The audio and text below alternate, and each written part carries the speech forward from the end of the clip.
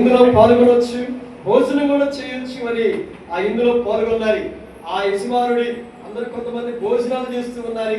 కొంతమంది ఆ ఇందులో పాల్గొంటున్న సమయంలో ప్రభు లేక యజమానుడు అతని దగ్గరకు వచ్చి, కుమారుడా వస్త్రాలు అయ్యి, నీకు తెల్లటి వస్త్రాలు అయ్యి, లేక పెళ్లి ఇందుకు సంబంధమైన వస్త్రాలు అయ్యి, రక్షణ వస్త్రాలు అయ్యి అని అడిగాడు. నీకు రక్షణ వస్త్రాలు లేకపోతే ఆ ప్రభు వైపు చూసినట్లయితే, ప్రభువా నా జీవితంలోకి రా అని నువ్వు అనగలిగినట్లయితే, ప్రభు మనల్ని రక్షించడానికి వచ్చాడు, భక్షించడానికి రాలా, శిక్షించడానికి రాలా, విడిపించడానికి ప్రభు వచ్చి ఉన్నాడు గనుక, ప్రభు విడిపించడానికి వచ్చాడు గనుక మనకు విడుదల కలిగింది. ఈ రక్షణ వస్త్రాలు నీకు ఉన్నాయా లేవా అని వాడు గురించి చేసుకోవాలి. ఈ రక్షణ వస్త్రాలు గాడిద మీద అయితే చక్కగా వస్త్రాలను మర్చారు. ఈ సమయంలో ప్రభువు దాని మీద కూర్చున్నాడు. ప్రభువు అలాగే ప్రభువును మోసే వాళ్ళగా మనం ఉండాలి.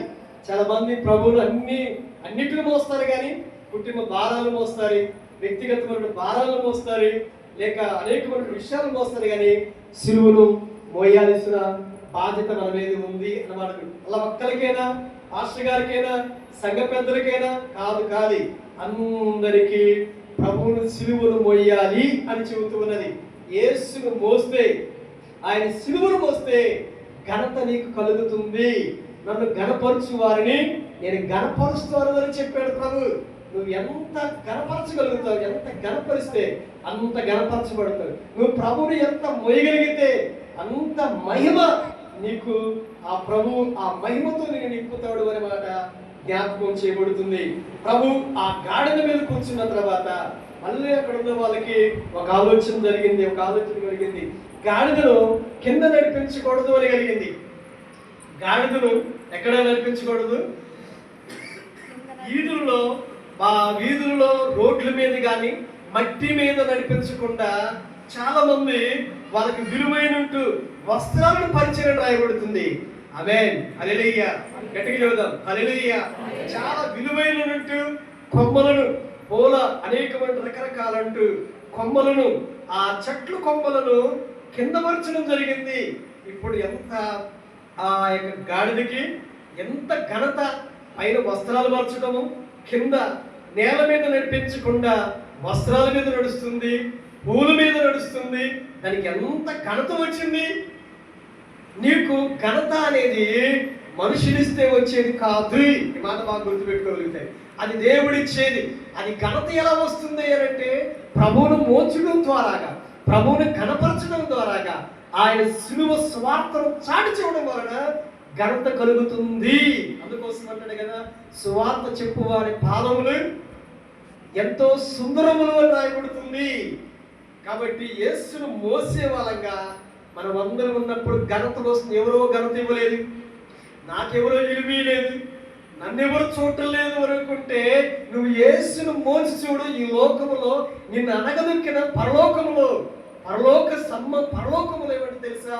ఇతడు నా ప్రియకుమారుడు, బలానమ్మకమైన దాసుడా, నా సింహాసనం దగ్గర నిన్ను కూర్చోబెడుతున్నాను అని లవోదిక సంఘాల గురించి మాట్లాడుతూ ఉన్నాడు. అయితే సమయంలో అది చాలా వస్త్రాలను మర్చారు, బట్టలను మర్చారు, పూలను మర్చారు. ఎంత హాయిగా ఉంది. అయితే ఒక సందర్భం గుర్తొస్తుంది. ఇది యేసును మోసిన గాడిద. యేసును మోసిన తర్వాత యెరూషలేము యొక్క వీధిలో గాడిద ఎక్కడ ఉండేది? ఊరు చివరిలో ఉండేది. ఊరు లోపల ఉండదు, ఊరు చివరిలో ఉండేది. అలాగే చివరికి వెళ్ళిపోయిన తర్వాత గాడిదలన్నీ ఒక మీటింగ్ వేసుకున్నాయి. గాడిదలు మీటింగ్ వేసుకొని ఏమంటున్నాయంటే, నేను యెరూషలేము యొక్క వీధుల్లోకి వెళితే నాకేం మర్చారు? వస్త్రాలు మర్చారు. నన్ను కింద కూడా నడిపించలేదు, వస్త్రాలు మర్చారు, పూల మొక్కలు చల్లారు, పూలు చల్లుతున్నారు, దండలేస్తున్నారు. ఓ నాకెంతో ఉత్సాహం, ఆనందంగా ఉంది అని ఆ మీటింగ్ లో యేసును మోసిన గాడిదని చెప్పిందంట. అవునా? నువ్వు చెప్పావు కదా, మేము ఎలా నమ్మాలి? నువ్వు చెప్పావు కదా, నన్ను సన్మానం చేశారు, నన్ను కింద నడిపించలేదు అన్నారు కదా. అయితే మేము ఎలా నమ్మాలంటే, కావాలంటే ఇప్పుడు రండి, అలాగే నన్ను చూడండి అని సరినని గాడిదలన్నీ ఊరి చివరి నుండి ఈ గాడిదను చూస్తా ఉన్నాయి. చూసిన తర్వాత వెళుతుంది. ఎవరు పట్టించుకోలేదు, ఎవరు పనులు వాళ్ళు చేసుకుంటున్నారు. నీళ్లు పట్టుకునే వాళ్ళు నీళ్లు పట్టుకుంటున్నారు, పని చేసుకునే వాళ్ళు పని చేసుకుంటున్నారు. ఇప్పుడు ఈ గాడిదను ఎవరు పిలిచిన వాళ్ళు లేనే లేని. ఈ గాడిద ఏం చేస్తున్నారంటే, ఎవరు నన్ను పట్టించుకోవట్లేదేంది, నిన్న పట్టించుకున్నారు కదా, ఈ రోజు ఎందుకు పట్టించుకోరని అది కేకలేయడం మొదలుపెట్టింది. దాని సౌండ్ వినడానికి ఎలా ఉండింది? బాగుండిందా? అంత బాగా ఉండదు. ఏంది ఈ గాడిదంది మా ఇంటి దగ్గరకు వచ్చి, మా ఈదులోకి వచ్చి ఇది అరుస్తుందని రాళ్లతో కొట్టడం జరిగింది. అంతకుముందు ఎందుకు సన్మానం చేశారయ్యా ఈ గాడిద కంటే, యేసును మోసింది కాబట్టి సన్మానాలు అందుకుంది. ఆమేన్, హల్లెలూయా. యేసు లేడు కనుక నీ స్వరం నాకు అంత బాగాదు కదా, అందుకోసం ఈ గాడిద మా ఇంటికి వచ్చి ఇదేంటి కేకలేస్తుందని రాళ్లతో, ఆ ఈదులో ఉన్న వాళ్ళందరూ రాళ్లతో కొట్టారంట. అప్పుడు బయట ఉన్న ఈ గాడిదలన్నీ ఇదేంది సన్మానం చేశారని చెబుతున్నావే, దండలేసారని చెబుతున్నావే, ఏది వీళ్ళందరూ రాళ్లతో కొట్టారు కదా అనేసి ఉంది. అంటే ఇక్కడ ఈ పాఠం నుండి మనమేమి నేర్చుకోవాలంటే, యేసును మోయటం వలన నీకు విలువ. ఈ లోకములో చాలాసార్లు ఒంటరి మహిళలను నన్ను ఎవరు గౌరవించి, యేసును మోసి చూడు. నీ దగ్గర ధనము లేకపోయినా యేసును మోసి చూడు, నీకు ఇలువ వస్తుంది అని అంటే. దేవుడు ఇలువిచ్చేది, ఇలువ నీకు రావాలి అంటే యేసును మోయాల్సిందే. ఆమేన్, హల్లెలూయా.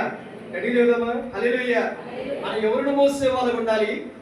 యేసును మోసే వాళ్ళగా ఉండాలి అనే మాట ఖచ్చితంగా చెప్పబడుతుంది.